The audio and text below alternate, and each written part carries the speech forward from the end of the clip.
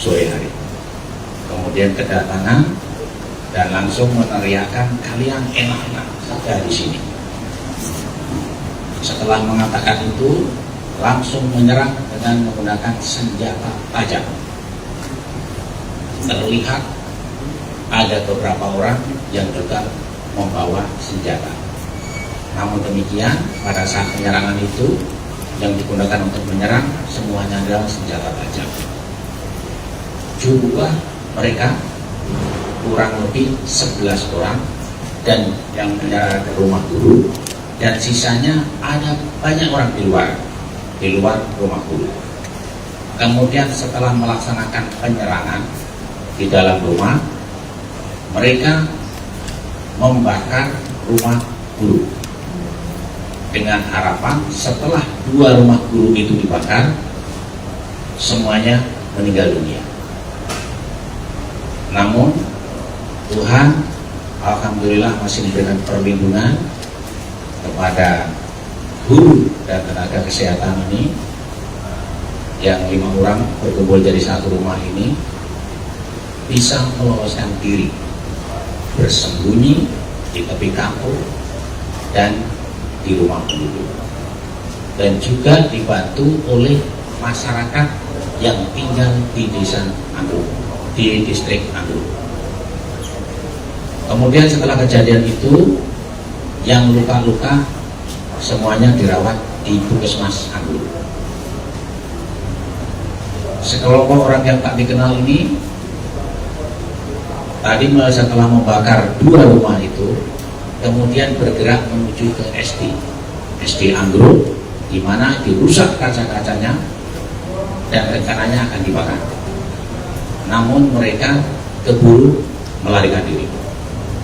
Sebagian dari mereka berjaga-jaga di sudut-sudut kampung sampai dengan malam hari. Ketika melaksanakan penyerangan di rumah guru tadi, dia juga merusak alat komunikasi berupa SSB dan Starlink yang baru 1 bulan yang lalu dipasang di rumah guru sebagai sarana komunikasi.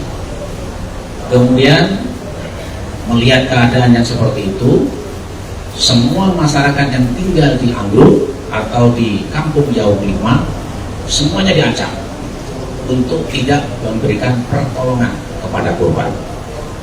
Dan masyarakat sebagian besar juga mengamankan diri keluar dari distrik Anggruk atau Kampung Yaub 5. Ada yang mengungsi ke kampung sebelah, ada yang mengungsi ke hutan, yang intinya menyelamatkan diri.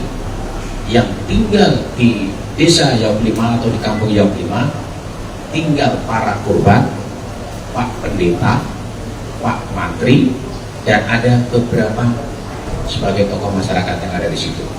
Jumlahnya kurang lebih 12 orang.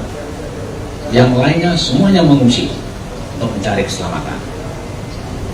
Kemudian di hari Sabtu berangsur-angsur kembali ke distrik Anggruk, desa atau Kampung Yaub 5, sekurang lebih sekitar 34 orang.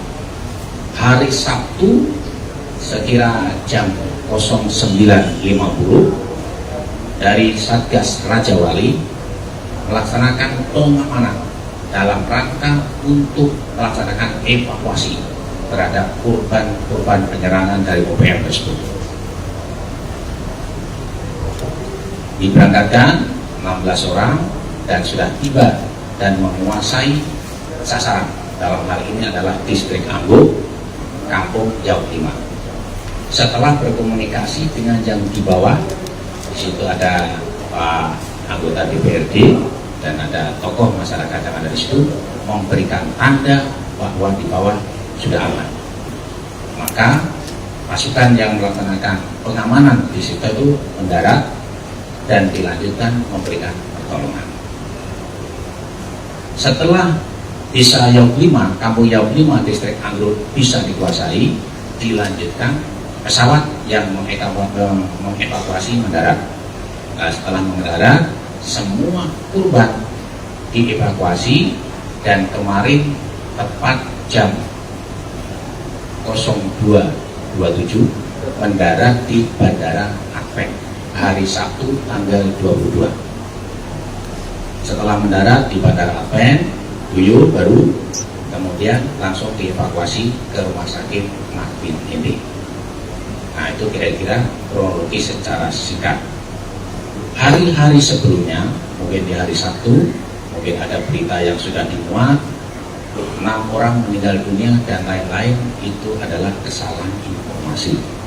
Kesalahan informasi itu terjadi karena yang pertama tidak ada alat komunikasi dan hanya bisa melalui caraka atau berita dari kampung atau distrik sebelah.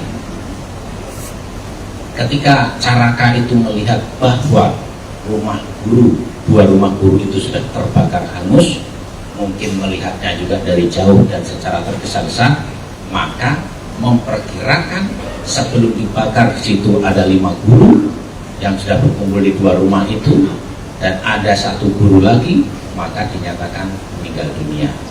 Tetapi setelah pasukan Raja Wali mendarat, melaksanakan pengecekan dan evakuasi, berita yang benar adalah 1 orang meninggal dunia atas nama almarhum Ibu Rosalia, usia 30 tahun, asal NTT. Korban yang luka berat 3 orang, 3-tiganya berasal dari NTT. Kemudian yang luka sedang ada 3 orang, 2 dari NTT dan 1 dari Sorong, orang Papua asli. Dari jumlah 7 korban, 1 meninggal, 3 luka berat, 3 luka sedang. Jenis kelaminnya 2 laki-laki, profesinya adalah guru, dan 5 perempuan, profesinya yang 5 guru, kemudian yang 1 nakes. Dari jumlah semuanya tadi, dari 7 tadi, 6 guru, 1 tenaga kesehatan. Nah, itu sebagai informasi. Dan selanjutnya untuk jenazah kita akan komunikasikan dengan keluarganya, dan kita juga sudah berkomunikasi dengan pemerintah daerah Yaukimo untuk diantarkan ke kampung halamannya. Apakah nanti rencananya diantar ke kampung halamannya menunggu permintaan dari keluarga. Ini masih dikoordinasikan dengan keluarga. Kemudian korban yang masih hidup, yang luka berat dan 3 luka sedang, itu akan dirawat di Rumah Sakit Martin Indi sampai dengan mungkin sembuh. Saya selaku Pangdam nanti berupaya akan berkomunikasi dengan pemerintah daerah Yaukimo selaku yang menugaskan menjadi guru honorer di Kampung Yauk 5, Distrik Ambruk, bagaimana untuk tindak selanjutnya, dan juga nanti saya akan berkomunikasi dengan Gubernur NTT untuk mengambil langkah-langkah lebih lanjut. Mungkin ada saran dan masukan dari Pak Gubernur NTT, nanti rencana setelah ini akan saya. Itu sekilas penjelasan. Mungkin ada yang mau ditanyakan? Untuk jenazah? Untuk jenazah dari kemarin sampai pagi ini masih di ruang jenazah, dirawat di ruang jenazah. Rencana diberangkatkan kapan, Jenderal? Untuk rencana pemberangkatan masih menunggu hasil komunikasi dengan keluarga. Ada lagi yang? Apakah ada penambahan pasukan nanti setelah kejadian ini, kan?